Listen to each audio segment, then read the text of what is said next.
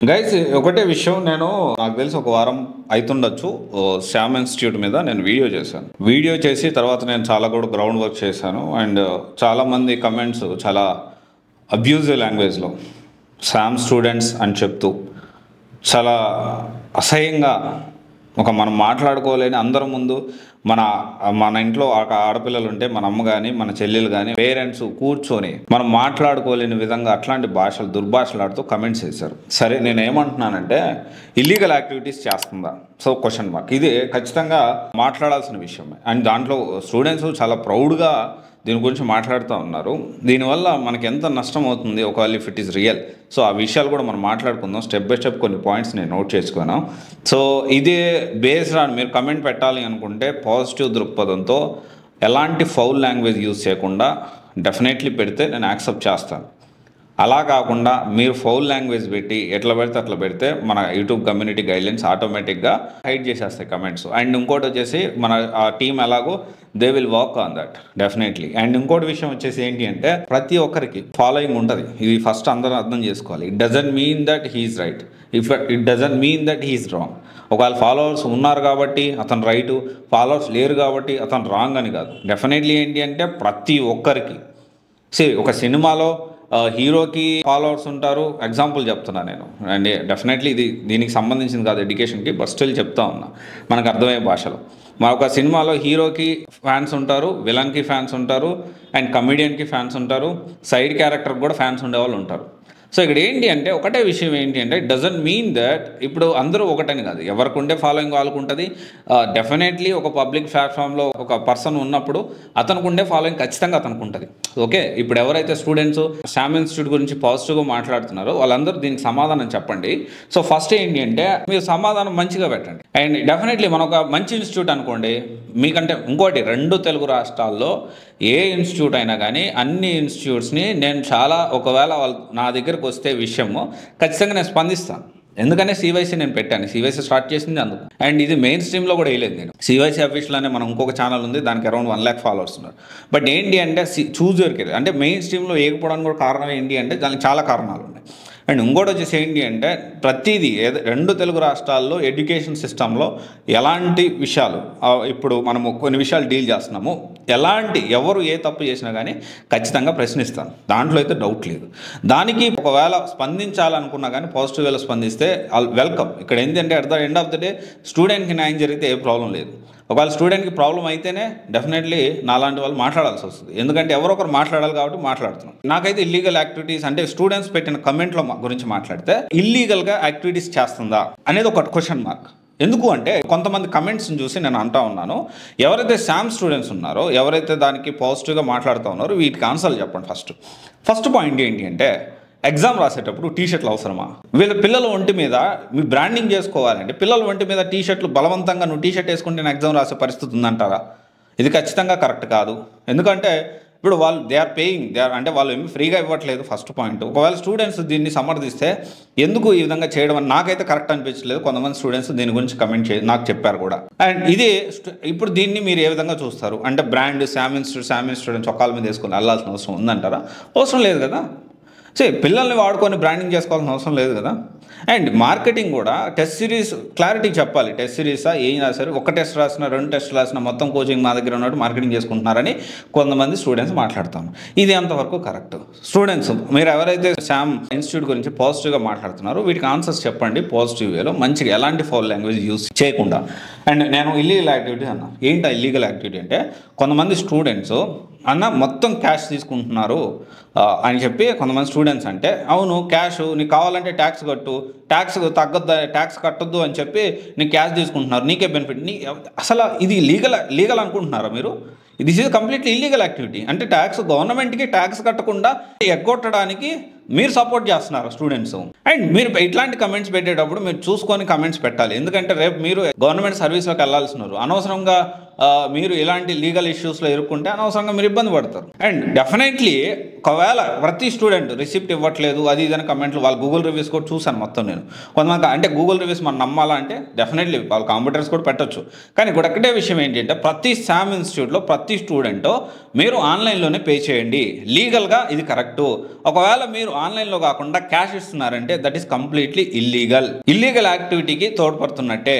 Indirectly మీరు some ఇన్స్టిట్యూట్ని బదనాం చేసినట్టే. ఎందుకంటే ఇఫ్ దే ఆర్ అంటే వాళ్ళు ఇల్లీగల్ యాక్టివిటీస్ వాళ్ళు చేయకపోయినా ఈ స్టూడెంట్స్ వల్ల వాళ్ళకి అనవసరం బ్యాడ్ నేమ్ వస్తుంది. అండ్ రిసిప్ట్, ప్రతి దానికి రిసిప్ట్ అనేది ఉండాలి. మీరు కట్టే ప్రతి రూపాయికి రిసిప్ట్ అనేది ఉండాలి. ఎందుకంటే కట్టే ప్రతి రూపాయి అంటే వచ్చే ప్రతి ఇన్కమ్ మీద గవర్నమెంట్కి ప్రాపర్గా ట్యాక్స్ వెళ్ళాల్సిందే. వెళ్తేనే కదా మనకు రోడ్స్ అన్నీ. మన చంద్రబాబు నాయుడు గారేమో దాని గురించి నాకు సంపద సృష్టి రావట్లేదు అంటే ఈ విధంగా మీరు కట్టే డబ్బులు ట్యాక్స్ కట్టకుండా లేకపోతే క్యాష్ రూపంలో మొత్తం చేస్తే ఇల్లీగల్ అవుతుంది కదా. గవర్నమెంట్కి ట్యాక్స్ ఎందుకు ఎగ్గొట్టాలి?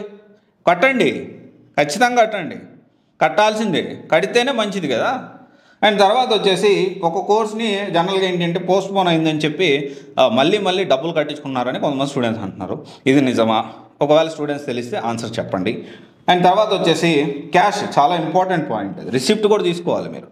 ప్రతి student, not only Sam institute, 2 Telugu రాష్ట్రాల్లో మీరు ఏ ఇన్స్టిట్యూట్లో జాయిన్ అయినా ట్రాన్సాక్షన్ అనేది ఆన్లైన్లో చేయండి. ఆన్లైన్లో చేసి గవర్నమెంట్కి ట్యాక్స్ కట్టడానికి ప్రయత్నం చేయండి. అండ్ తర్వాత వచ్చేసి కొంతమంది పూరిపాకలో క్లాసులు పెడుతున్నారు, తెలిసాక జాయిన్ అవుతుంది అది అన్నారు. ఒకటే విషయం ఏంటి అంటే దాన్ని ఎవరు తప్పు పట్టలేదు. డెఫినెట్లీ పూరిపాకలు ఇంకా చెప్పాలి అంటే పూరిపాకల్లోనే ఇంకా మంచిగా చల్లగా ఉంటుంది వాతావరణం. కానీ ఇక్కడ మ్యాటర్ ఏంటి అంటే కనీస వసతులు, వాష్రూమ్స్, బేసిక్ కమ్యూనిటీస్, ఇవన్నీ బేసిక్ థింగ్స్. అంటే సరే అబ్బాయిలు అంటే ఎక్కడో కూడా పోతారు, that is whole different story. అమ్మాయిలు ఎక్కడికి వెళ్తారు? అమ్మాయిలు వెళ్ళలేరు కదా. వాళ్ళకు ప్రాపర్ వాష్రూమ్స్ ఉండాలి కదా, ప్రాపర్ వాష్రూమ్స్ ఉండాలి, ప్రాపర్ వాటర్ ఉండాలి. అంటే ఫ్రీగా మంచిగా నీట్గా కూర్చొని వినడానికి ఇబ్బంది లేకుండా ఒక ఫ్యాన్లు గీన్లు అన్నీ ఉండాలి, డెఫినెట్లీ ఉండాలి. అంటే మీరు అన్న కొంతమంది కమెంట్ చేయొచ్చు, అన్న ఇప్పుడు ఏసీ కోసం వచ్చారో వాష్రూమ్ కోసం వచ్చారా?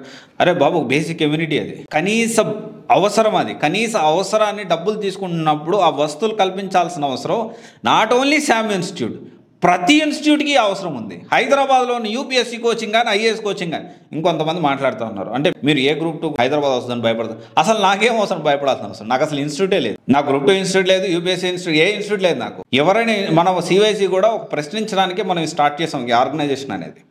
ఎవరికి కూడా ఇప్పుడు యూపీఎస్సీ కోచింగ్ కానీ, గ్రూప్ 1 కోచింగ్ కానీ, గ్రూప్ 2 కోచింగ్ కానీ ఎవరు మిస్టేక్ చేసినా అది ఎంత పెద్ద వాళ్ళైనా కానీ నేను ప్రశ్నిస్తాను. ఒకసారి చూడండి మన అఫీషియల్లో మనం ఎంతమందిని ప్రశ్నించాము, మనకు ఎంత థ్రెటనింగ్స్ వచ్చాయి, నేను ఎంత ధైర్యంగా నిలబడ్డాను, నేను ఎంతమందికి అడ్డం తిరిగి నిలబడ్డాను, మీరు చూడండి. చాలా మార్పు తీసుకురాగలిగా. అండ్ తర్వాత వచ్చేసి గర్ల్స్కి, అబ్బాయిల కన్నా పక్కన పెడితే అమ్మాయిలకి కనీసం బేసిక్ ఫెసిలిటీ ప్రొవైడ్ చేయాల్సిన అవసరం ఉంది కదా. ఎవరన్నా స్టూడెంట్స్ ఒకవేళ లేదు సార్ మీరు చెప్పింది అంటే ఇక్కడ నేను చేయట్లేదని నేను చెప్పట్లేదు, చేస్తే బాగుంటుంది అంటున్నా. ఒకసారి ఉందా లేదా అనేది మీరు ఒకసారి చెప్పండి, మీరు ఒకసారి క్రాస్ వెరిఫై చేయండి అండ్ దాని కమెంట్ రూపంలో తెలియచేయండి.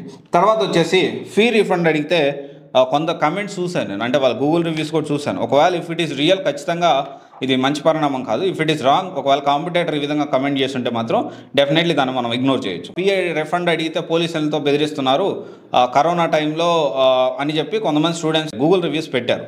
సో అంటే అది లాంగ్ అయిపోయింది, దాని గురించి ఇప్పుడు మాట్లాడదలుచుకోలేదు. కొత్తగా ఒకటే విషయం, జాయిన్ అయ్యేటప్పుడే ఎనీ ఇన్స్టిట్యూట్, శామ్ ఇన్స్టిట్యూట్ అయినా ఇంకొక ఇన్స్టిట్యూట్ అయినా ఫీ రిఫండ్ పాలసీ ఏందని తెలుసుకోవాలి. మనం 100% తెలుసుకోవాల్సిన బాధ్యత, చెప్పాల్సిన రెస్పాన్సిబిలిటీ ప్రతి ఇన్స్టిట్యూట్కి ఉంది. ఫీ రిఫండ్ పాలసీ ఏంటి?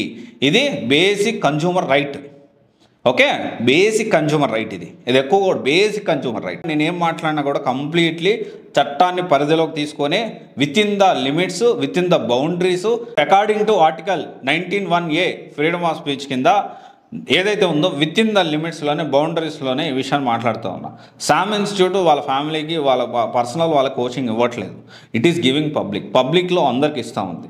డెఫినెట్లీ దాంట్లో ఏదైతే పాజిటివ్స్ ఉన్నాయో, కాన్స్ ఉన్నాయో పబ్లిక్లో కనపడే దాని గురించి మాట్లాడే హక్కు ప్రతి ఒక్కరికి ఉంది. అండ్ ఇంకోటి వచ్చేసి ఏంటి అంటే ఈ అన్నీ కూడా కొన్ని క్వశ్చన్స్ శామ్ ఇన్స్టిట్యూట్లో జాయిన్ అయ్యే వాళ్ళు ఇవన్నీ తెలుసుకోండి. సో డెఫినెట్లీ ఇదంతా కూడా ఇల్లీగల్ యాక్టివిటీస్ జరుగుతుంది అని నేను అనట్లేదు. ఒకవేళ క్యాష్ ఎక్కువగా తీసుకుంటున్నారు అంటే ఖచ్చితంగా which is not legal, first point. ఇంకోటి వచ్చేసి ఎగ్జామ్ రాసేటప్పుడు టీషర్ట్లు ఎందుకు వేసుకున్నారు, అవసరమా? అండ్ డెఫినెట్లీ మరి పిల్లల మీద మార్కెటింగ్, పిల్లల ఒంటి మీద చొక్కా గుడ్డలేసి మార్కెటింగ్ చేసి అంత దిగజారిపోయారా? ఇది అంతవరకు సమంజసం. అండ్ తర్వాత వచ్చేసి పూరిపాకలో పెడుతున్నారు. దాన్ని నేను తప్పు పట్టట్లేదు. మనం ఇంతకుముందు పూరిపాకలోనే పెరిగొచ్చినాం.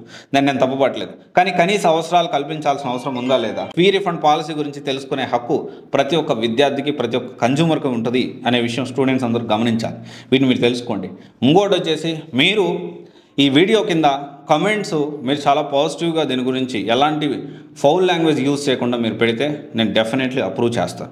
అలా కాకుండా ఫౌల్ లాంగ్వేజ్ యూజ్ చేస్తే ఏదైతే ఫౌల్ లాంగ్వేజ్ యూజ్ చేస్తూ కమెంట్స్ పెట్టారో ఆ కమెంట్స్ తీసుకొని మళ్ళీ నేను ఖచ్చితంగా ఇంకొక వీడియో డెఫినెట్లీ, ఎందుకంటే ఇక్కడ మార్పు రావాలి, ప్రతి ఒక్కరిలో మార్పు రావాలి. అండ్ డెఫినెట్లీ ఒకవేళ తప్పు జరుగుతుంటే ఖచ్చితంగా ప్రశ్నిస్తాను. Thank you.